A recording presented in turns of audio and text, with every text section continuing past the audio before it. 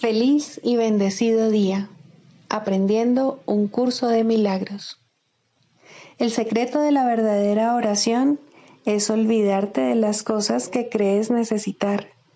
Pedir algo específico es igual que ver el pecado primero y luego perdonarlo. Del mismo modo, al orar pasas por alto tus necesidades específicas, tal como las ves, y las dejas en manos de Dios. Ahí se convierten en los regalos que le haces, pues le dicen que no antepondrás otros dioses a Él, ni que quieres otro amor que el suyo. Este libro es un comienzo, no un final.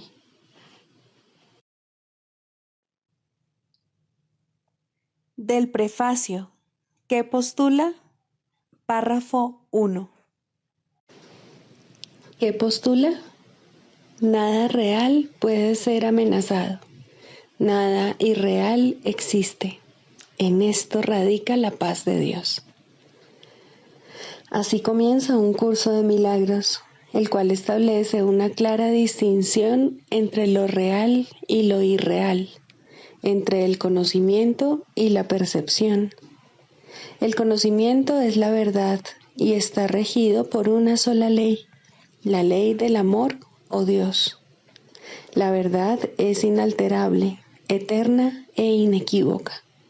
Es posible no reconocerla, pero es imposible cambiarla. Esto es así con respecto a todo lo que Dios creó, y solo lo que Él creó es real.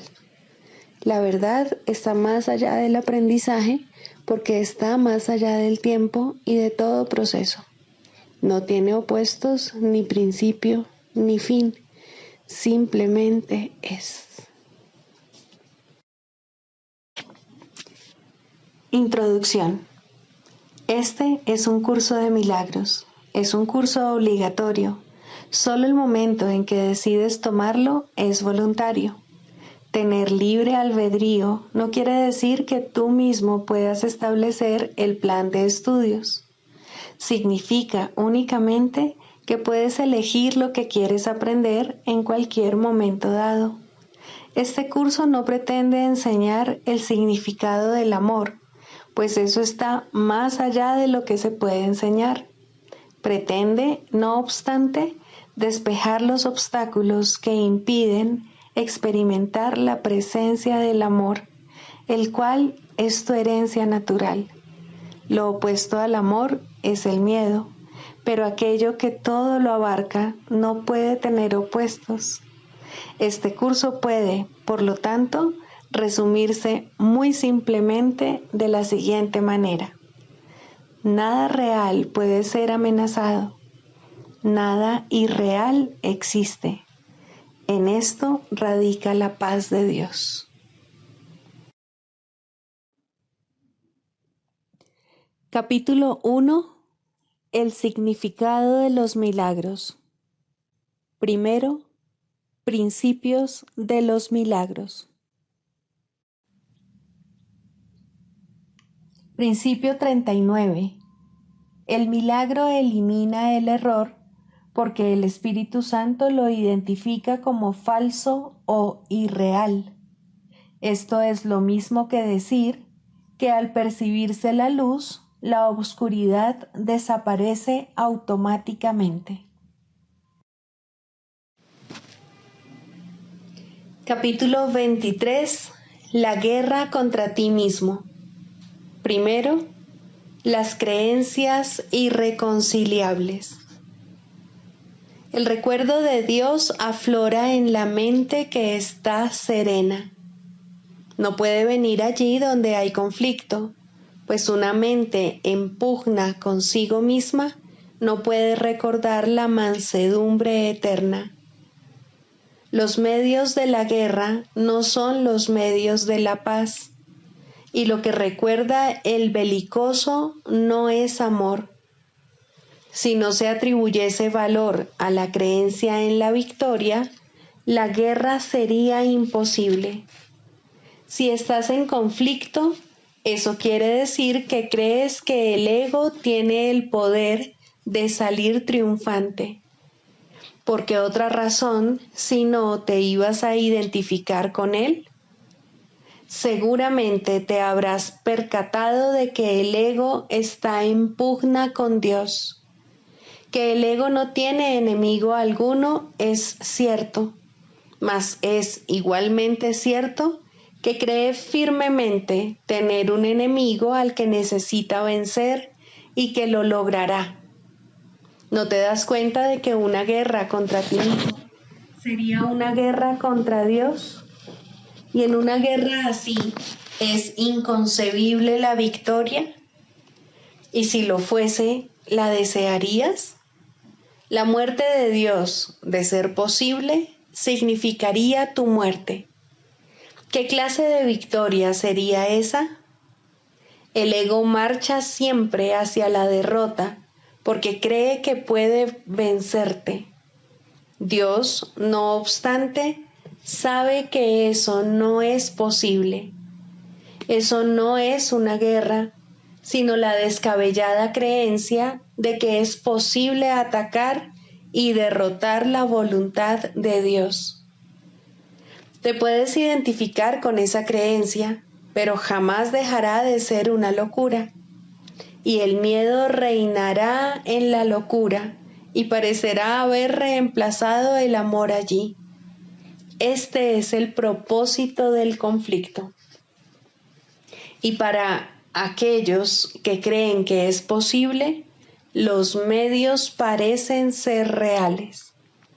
Ten por seguro que no es posible que Dios y el ego, o tú y el ego, jamás os podáis encontrar. En apariencia lo hacéis y formáis extrañas alianzas basándoos en premisas que no tienen sentido, pues vuestras creencias convergen en el cuerpo al que el ego ha elegido como su hogar y tú consideras que es el tuyo.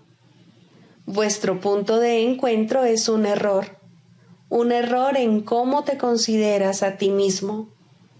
El ego se une a una ilusión de ti que tú compartes con él. Las ilusiones, no obstante, no pueden unirse. Son todas lo mismo y no son nada. Su unión está basada en la nada, pues dos de ellas están tan desprovistas de sentido como una o mil. El ego no se une a nada, pues no es nada, y la victoria que anhela está tan desprovista de sentido como él mismo. Hermano, la guerra contra ti mismo está llegando a su fin. El final de la jornada se encuentra en el lugar de la paz. ¿No te gustaría aceptar la paz que allí se te ofrece? Este enemigo contra el que has luchado como si fuese un intruso a tu paz, se transforma ahí, ante tus propios ojos, en el portador de tu paz. Tu enemigo era Dios mismo, quien no sabe de conflictos, victorias o ataques de ninguna clase. Su amor por ti es perfecto, absoluto y eterno. El Hijo de Dios en guerra contra su Creador es una condición tan ridícula como lo sería la naturaleza, rugiéndole iracunda al viento, proclamando que él ya no forma parte de ella. ¿Cómo iba a poder la naturaleza decretar esto y hacer que fuese verdad? Del mismo modo, no es a ti a quien le corresponde decidir qué es lo que forma parte de ti y qué es lo que debe mantenerse aparte. Esta guerra contra ti mismo se emprendió para enseñarle al Hijo de Dios que Él no es quien realmente es y que no es el Hijo de su Padre. A tal fin, debe borrar de su memoria el recuerdo de su Padre. En la vida corporal, dicho recuerdo se olvida, y si piensas que eres un cuerpo, creerás haberlo olvidado. Mas la verdad nunca puede olvidarse de sí misma, y tú no has olvidado lo que eres. Solo una extraña ilusión de ti mismo, un deseo de derrotar lo que eres, es lo que no se acuerda. La guerra contra ti mismo no es más que una batalla entre dos ilusiones que luchan para diferenciarse la una de la otra, creyendo que la que triunfe será la verdadera. No existe conflicto alguno entre ellas y la verdad, ni tampoco son ellas diferentes entre sí. Ninguna de las dos es verdad. Por lo tanto, no importa qué forma adopten. Lo que las engendró es una locura y no pueden sino seguir formando parte de ello. La locura no representa ninguna amenaza contra la realidad ni ejerce influencia alguna sobre ella. Las ilusiones no pueden vencer a la verdad ni suponer una amenaza para ella en absoluto, y la realidad que niegan no forma parte de ellas. Lo que tú recuerdas forma parte de ti, pues no puedes sino ser tal como Dios te creó. La verdad no lucha contra las ilusiones, ni las ilusiones luchan contra la verdad. Las ilusiones solo luchan entre ellas. Al estar fragmentadas, fragmentan a su vez, pero la verdad es indivisible y se encuentra mucho más allá de su limitado alcance. Recordarás lo que sabes cuando hayas comprendido que no puedes estar en conflicto. Una ilusión acerca de ti mismo puede luchar contra otra, mas la guerra entre dos ilusiones es un estado en el que nada ocurre. No hay ni vencedor ni victoria, y la verdad se alza radiante más allá del conflicto, intacta y serena en la paz de Dios. Los conflictos solo pueden tener lugar entre dos fuerzas. No pueden existir entre lo que es un poder y lo que no es nada. No hay nada que puedas atacar que no forme parte de ti, y al atacarlo, das lugar a dos ilusiones de ti mismo en conflicto entre sí. Y esto ocurre siempre que contemplas alguna creación de Dios de cualquier manera que no sea con amor. El conflicto es temible, pues es la cuna del temor. Mas lo que ha nacido de la nada no puede cobrar realidad mediante la pugna. ¿Por qué llenar tu mundo de conflictos contigo mismo? Deja que toda esa locura quede deshecha y vuélvete en paz al recuerdo de Dios, el cual brilla aún en tu mente serena. Observa cómo desaparece el conflicto que existe entre las ilusiones cuando se lleva ante la verdad, pues solo parece real si lo ves como una guerra entre verdades conflictivas en la que la vencedora es la más cierta, la más real y la que derrota a la ilusión que era menos real, que al ser vencida se convierte en una ilusión. Así pues, el conflicto es la elección entre dos ilusiones, una a la que se coronará como real y la otra que será derrotada y despreciada. En esta ilusión el Padre jamás podrá ser recordado.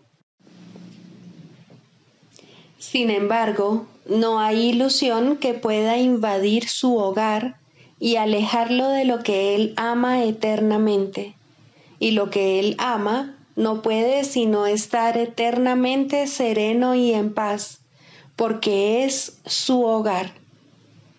Tú, su Hijo bien amado, no eres una ilusión, puesto que eres tan real y tan santo como Él.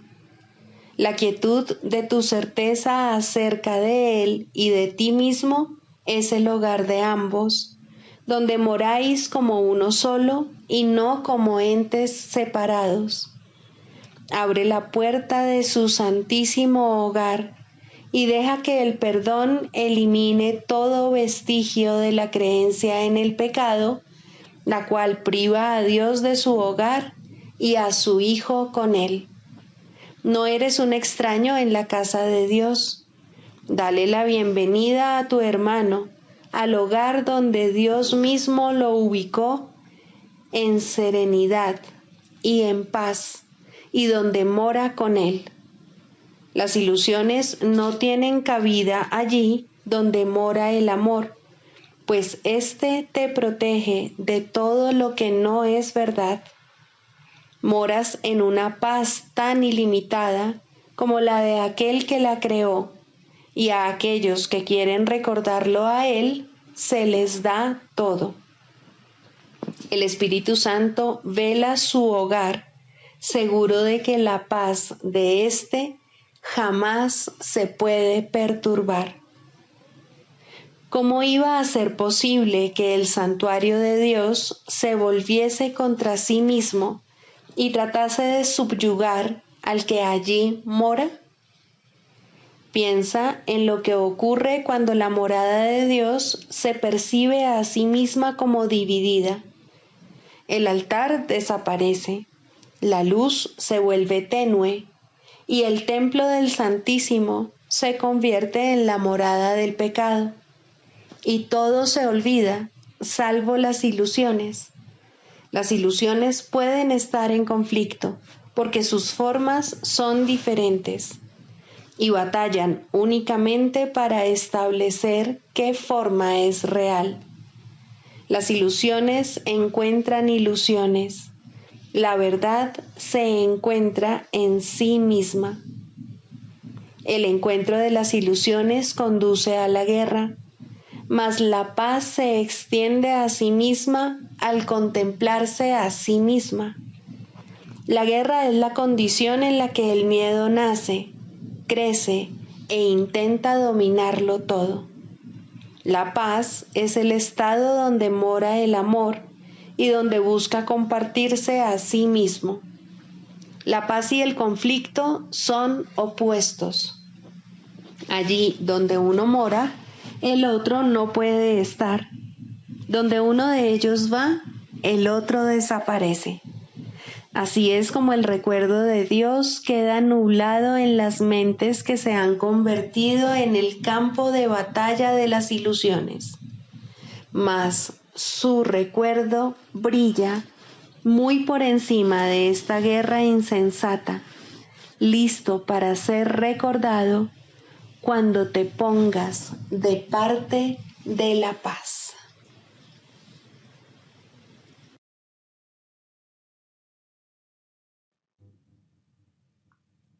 Libro de ejercicios. Pregunta 10. ¿Qué es el juicio final? El segundo advenimiento de Cristo le confiere al Hijo de Dios este regalo: poder oír a la voz que habla por Dios, proclamar que lo falso es falso y que lo que es verdad jamás ha cambiado. Y este es el juicio con el que a la percepción le llega su fin. Lo primero que verás será un mundo que ha aceptado que esto es verdad, al haber sido proyectado desde una mente que ya ha sido corregida. Y con este panorama santo, la percepción imparte una silenciosa bendición y luego desaparece al haber alcanzado su objetivo y cumplido su misión. El juicio final sobre el mundo no encierra condena alguna, pues ve a éste completamente perdonado, libre de pecado y sin propósito alguno. Y al no tener causa ni función ante los ojos de Cristo, simplemente se disuelve en la nada. Ahí nació y ahí ha de terminar, y todas las figuras del sueño con el que el mundo comenzó desaparecen con él. Los cuerpos no tienen ahora ninguna utilidad, Por lo tanto, desaparecen también, pues el Hijo de Dios es ilimitado. Tú, que creías que el juicio final de Dios condenaría al mundo al infierno junto contigo, acepta esta santa verdad. El juicio de Dios es el regalo de la corrección que le concedió a todos tus errores. Dicha corrección te libera de ellos y de todos los efectos que parecían tener. Tener miedo de la gracia redentora de Dios es tener miedo de liberarte totalmente del sufrimiento, del retorno a la paz, de la seguridad y la felicidad, así como de tu unión con tu propia identidad. El juicio final de Dios es tan misericordioso como cada uno de los pasos de su plan para bendecir a su Hijo y exhortarlo a regresar a la paz eterna que comparte con Él.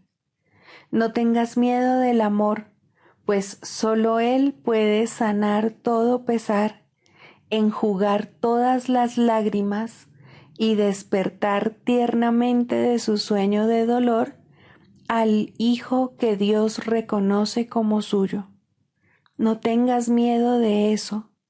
La salvación te pide que le des la bienvenida, y el mundo espera tu grata aceptación de ella, gracias a lo cual Él se liberará. Este es el juicio final de Dios. Tú sigues siendo mi santo Hijo, por siempre inocente, por siempre amoroso y por siempre amado, tan ilimitado como tu Creador, absolutamente inmutable y por siempre inmaculado. Despierta, pues, y regresa a mí. Yo soy tu Padre y tú eres mi Hijo. Lección 311. Juzgo todas las cosas como quiero que sean. Los juicios se inventaron para usarse como un arma contra la verdad. Separan aquello contra lo que se utilizan y hacen que se vea como si fuese algo aparte y separado. Luego hacen de ello lo que tú quieres que sea. Juzgan lo que no pueden comprender, ya que no pueden ver la totalidad, y, por lo tanto, juzgan falsamente. No nos valgamos de ellos hoy, antes bien, ofrezcámoselos de regalo a aquel que puede utilizarlos de manera diferente. Él nos salvará de la agonía de todos los juicios que hemos emitido contra nosotros mismos y reestablecerá nuestra paz mental al ofrecernos el juicio de Dios con respecto a su Hijo. Padre, estamos esperando hoy con mentes receptivas a oír tu juicio con respecto al Hijo que tú amas. No lo conocemos y así no lo podemos juzgar. Por lo tanto, dejamos que tu amor decida qué es lo que no puede sino ser aquel a quien tú creaste como tu Hijo.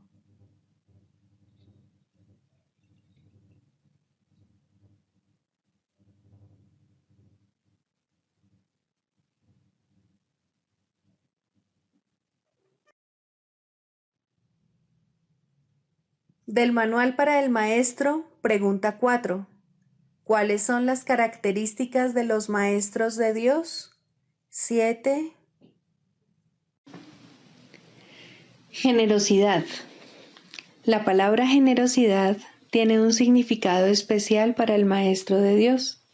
No es el significado usual de la palabra. De hecho, es un significado que tiene que aprenderse, y aprenderse muy bien. Al igual que todos los demás atributos de los maestros de Dios, esta se basa, a fin de cuentas, en la confianza, puesto que sin confianza nadie puede ser generoso en el verdadero sentido de la palabra. Para el mundo, generosidad significa dar en el sentido de perder. Para los maestros de Dios, generosidad significa dar, en el sentido de conservar. Se ha hecho hincapié en esta idea a lo largo del texto, así como en el libro de ejercicios, pero tal vez sea más extraña para el pensamiento del mundo que muchas de las otras ideas de nuestro programa de estudios. Lo que la hace más extraña es el hecho de que es obviamente lo opuesto a la manera de pensar del mundo. De la manera más clara posible y en el más simple de los niveles, la palabra significa exactamente lo opuesto para los maestros de Dios que para el mundo. El maestro de Dios es generoso en interés propio, pero no nos referimos aquí al interés propio del ser del que el mundo habla. El maestro de Dios no quiere nada que él no pueda dar, pues se da cuenta de que, por definición, ello no tendría ningún valor para él. ¿Para qué lo iba a querer? Solo podría perder por su causa, no podría ganar nada. Por lo tanto, no busca nada que sea solo para él, ya que eso sería la garantía de que lo perdería. No quiere sufrir, porque entonces iba a querer buscarse dolor, pero sí quiere conservar todas las cosas que son de Dios y que, por ende, son para su Hijo. Esas son las cosas que le pertenecen. Esas sí que las puede dar con verdadera generosidad, conservándolas de este modo para sí mismo eternamente. Manual para el maestro. Pregunta 7. ¿Debe repetirse la curación? En realidad, esta pregunta se contesta a sí misma. La curación no puede repetirse. Si el paciente se ha curado, ¿qué queda por curar? Y si la curación siempre tiene lugar, como ya hemos dicho, ¿qué es lo que hay que repetir? Si un maestro de Dios se sigue preocupando por el resultado de una curación, no hace sino limitarla. Ahora es la mente del mismo maestro de Dios la que necesita ser curada, y esto es lo que él debe facilitar. Ahora el paciente es él, y así es como debe considerarse a sí mismo.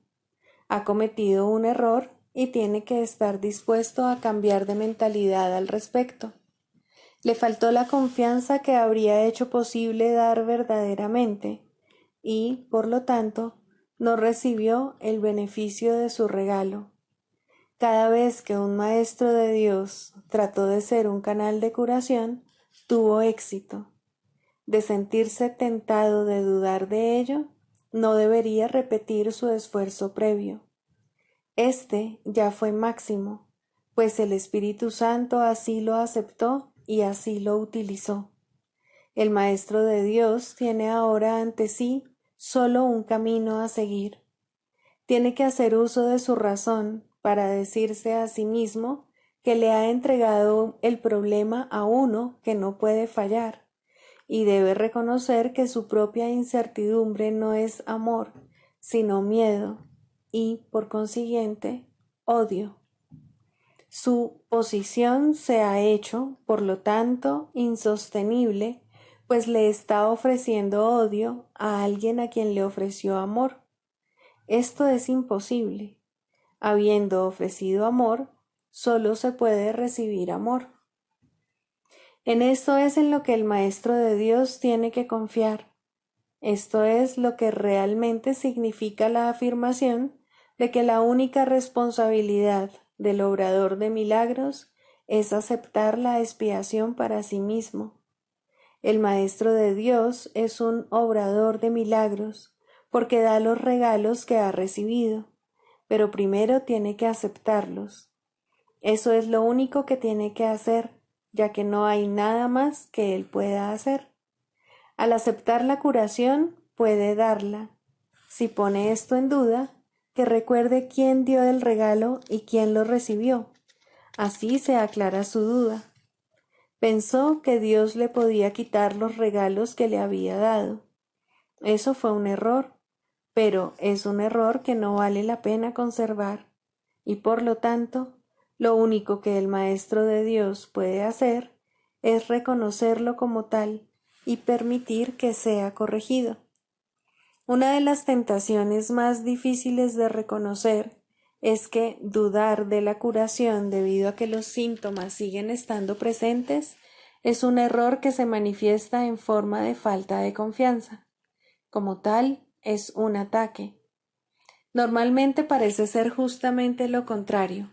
No parece razonable, en un principio, que se nos diga que preocuparnos continuamente es un ataque. Tiene todas las apariencias de ser amor, mas el amor sin confianza es imposible, ya que la duda y la confianza no pueden coexistir. Y el odio es lo opuesto al amor, sea cual sea la forma en que se manifieste. No dudes del regalo y te será imposible dudar de sus resultados.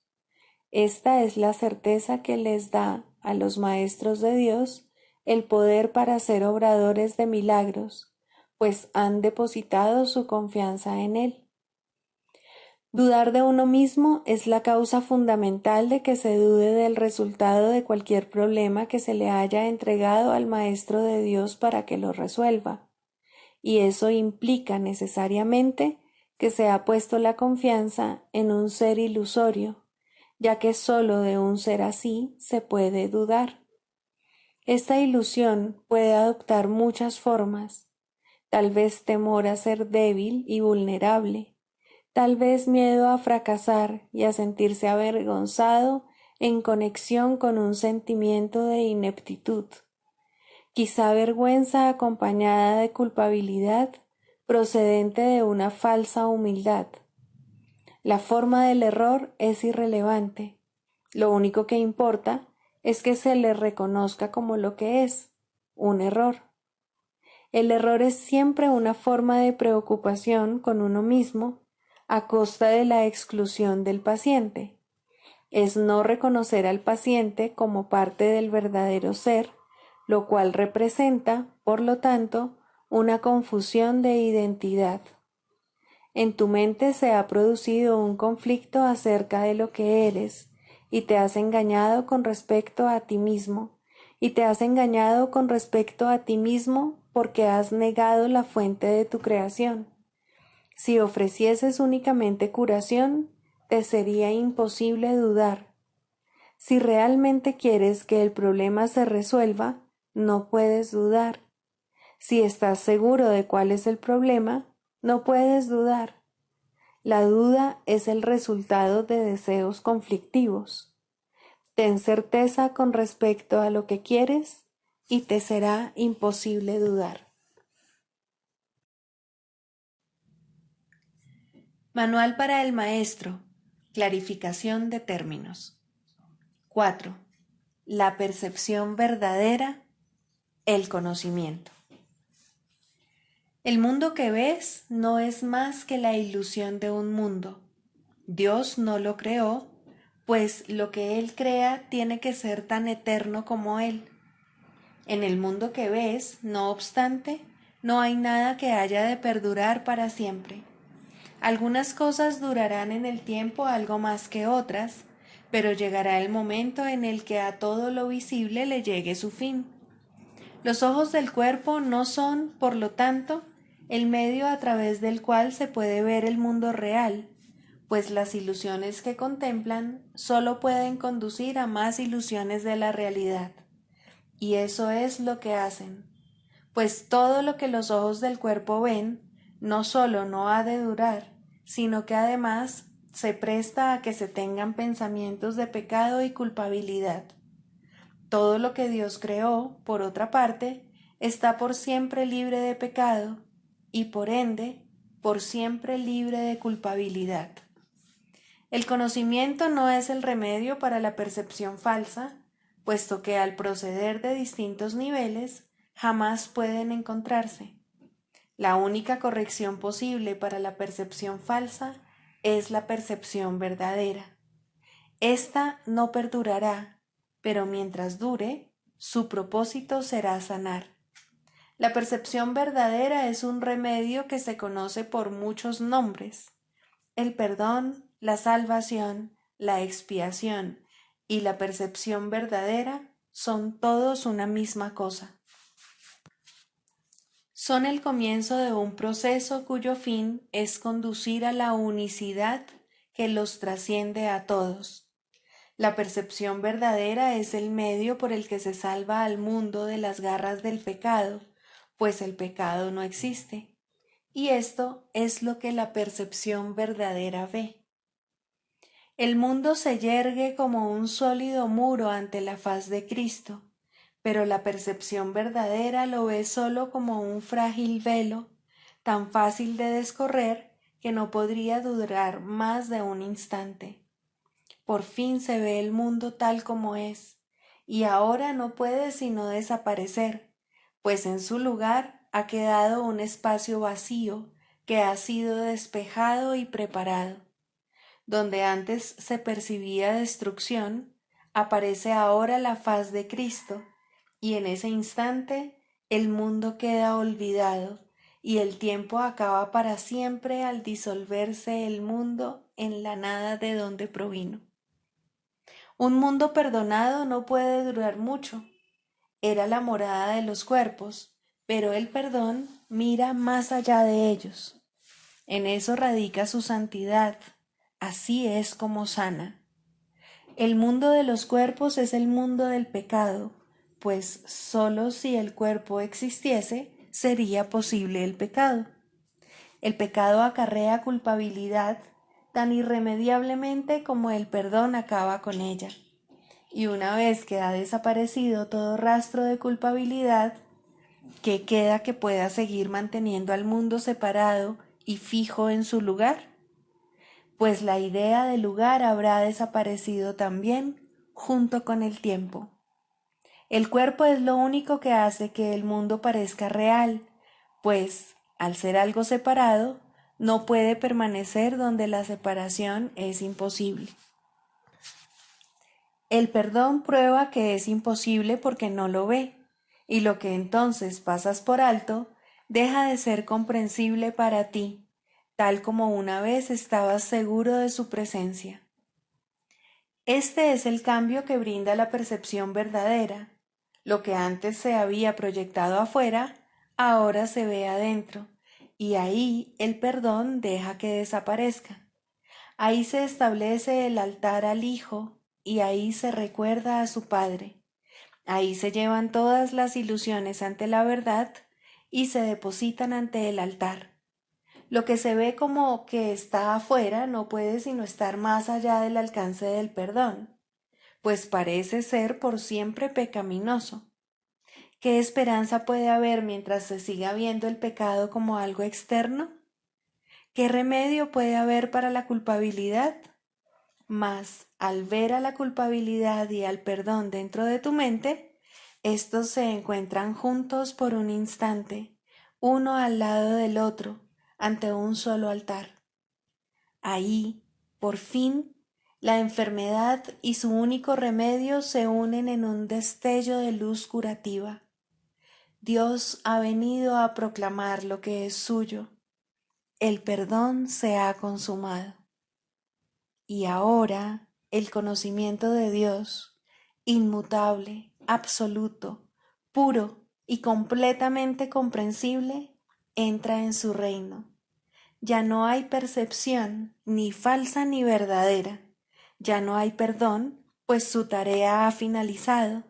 Ya no hay cuerpos, pues han desaparecido ante la deslumbrante luz del altar del Hijo de Dios.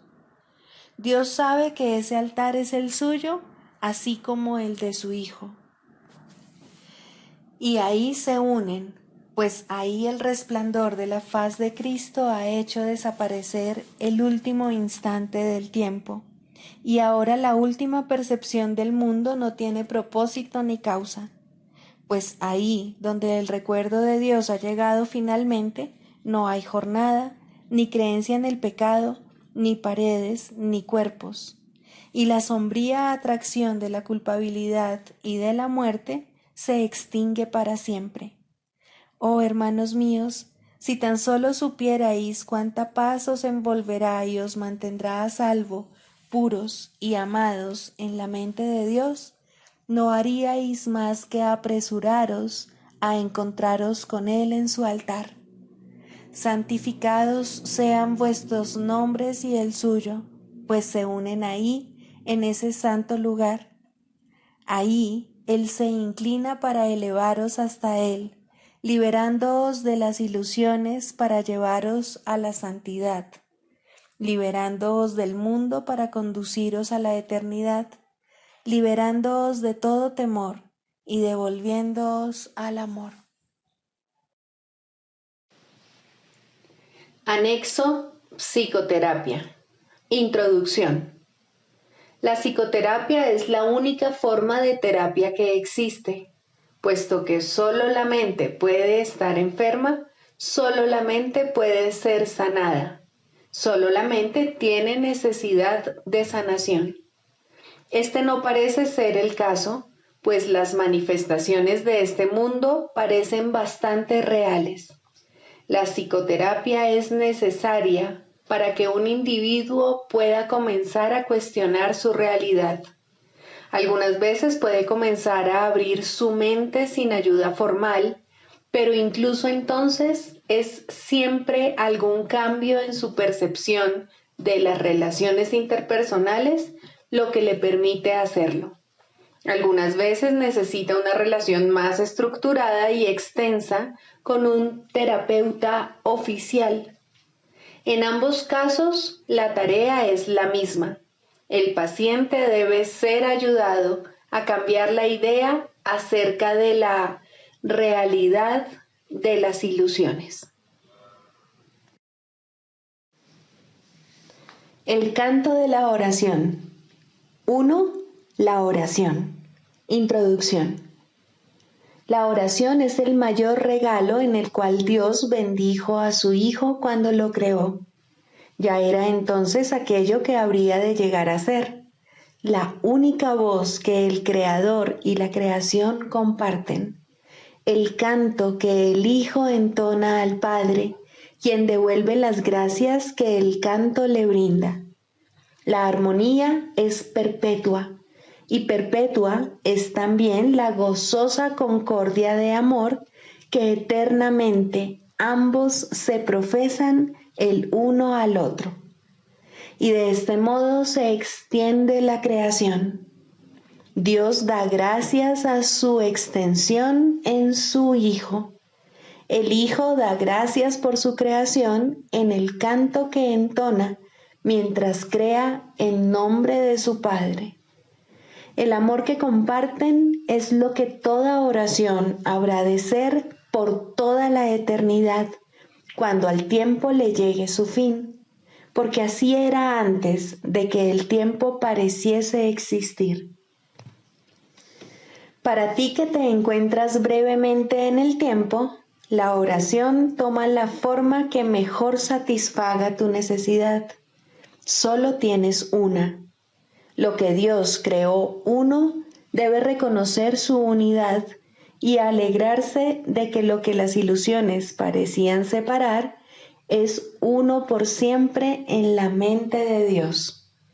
La oración debe ser ahora el medio por el que el Hijo de Dios abandona sus metas e intereses separados y se dirige en santo júbilo a la verdad de la unión con su Padre y consigo mismo. Abandona tus sueños, Santo Hijo de Dios, y alzándote tal como Dios te creó, prescinde de los ídolos y acuérdate de Él. La oración te sustentará ahora y te bendecirá según elevas tu corazón a Él en un canto ascendente que se eleva muy alto y luego más alto aún, hasta que tanto lo alto como lo bajo desaparecen. La fe en tu objetivo crecerá y te apoyará a medida que asciendas por la luminosa escalera que te lleva a las praderas celestiales y al umbral de la paz. Pues esto es la oración, y ahí se encuentra la salvación. Este es el camino. Este es el regalo que Dios te hace.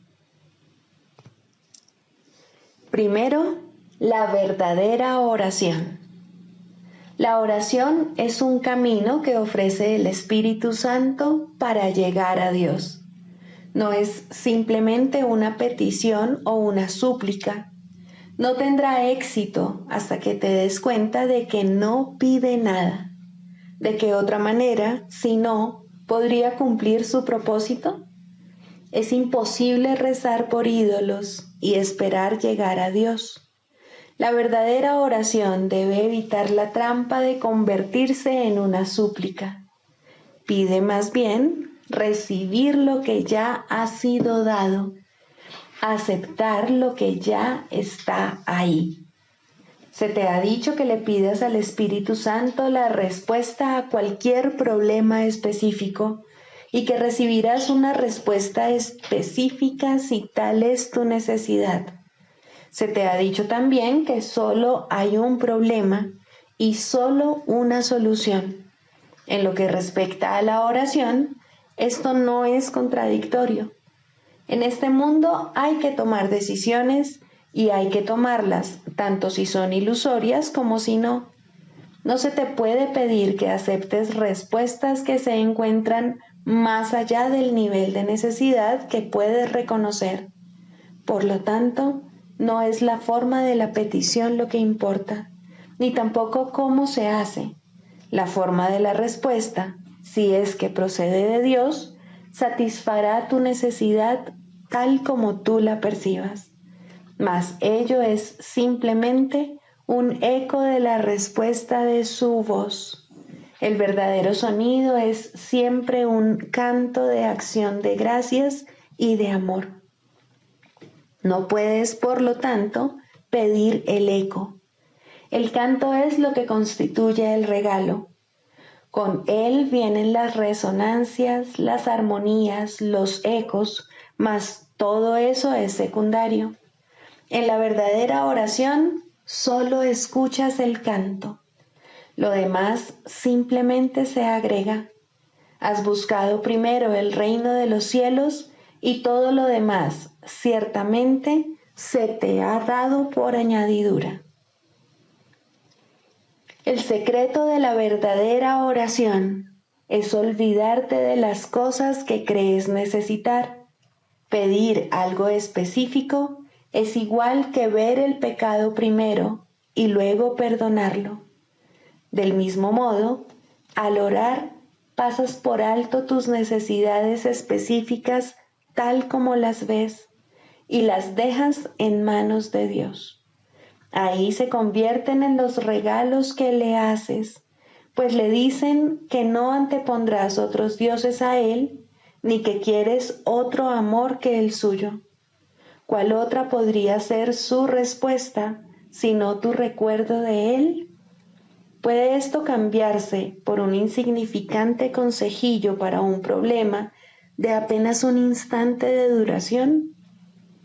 La respuesta de Dios es para toda la eternidad.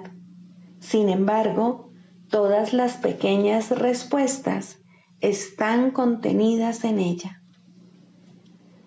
Orar es hacerse a un lado, un abandonarse, un momento de sosegada escucha y amor. No debe confundirse con súplicas de ninguna clase, ya que es una manera de recordar tu santidad. ¿Por qué habría de suplicar la santidad cuando tiene pleno derecho a todo lo que el amor ofrece? Y es al amor a donde vas cuando oras. La oración es una ofrenda, un renunciar a ti mismo para ser uno con el amor. No hay nada que pedir porque ya no hay nada más que desear. Esa nada se convierte en el altar de Dios y desaparece en Él. Este no es un nivel de oración que todo el mundo pueda alcanzar por ahora. Aquellos que aún no lo han conseguido necesitan que los ayudes con tus oraciones, porque su pedir no se basa todavía en la aceptación. El que alguien ayude con sus oraciones no significa que otro medie entre tú y Dios, pero sí significa que otro está a tu lado y te ayuda a elevarte hasta Él.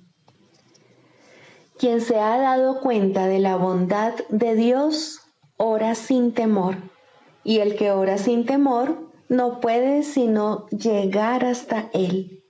Por lo tanto, también Él puede llegar hasta su Hijo, donde quiera que éste se encuentre, y cualquiera que sea la forma que parezca adoptar.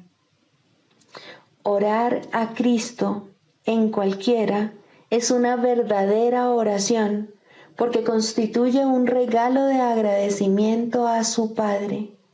Pedir que Cristo no sea sino Él mismo no es una súplica, es un canto de gratitud por lo que eres. En esto radica el poder de la oración. No pide nada y lo recibe todo.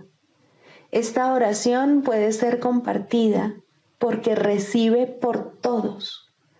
Orar con alguien que sabe que esto es verdad es haber recibido respuesta.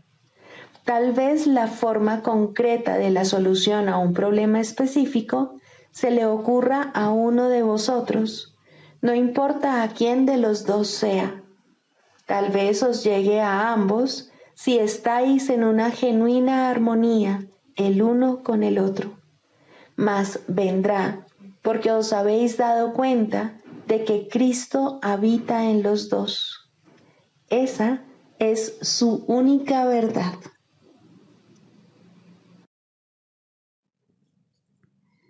Sigamos a Jesús haciendo del perdón algo tan natural como respirar y algo tan vital como el aire. Amén.